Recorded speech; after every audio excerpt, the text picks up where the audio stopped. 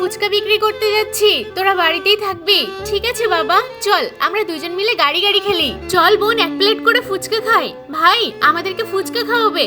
অবশ্যই, আপনারা দাঁড়ান, আমি খাওয়াচ্ছি।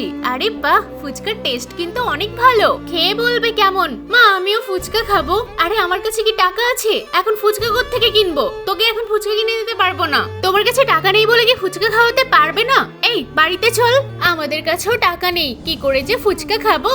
ওই দেখ, ওদের কাছেও টাকা নিয়ে এবার ফুচকা খেতে শখ হচ্ছে, ওদেরকে দেখে শেখ। আমি তো বুদ্ধি খাটিয়ে ফুচকা খাবো, চলো সবাই আমার সাথে।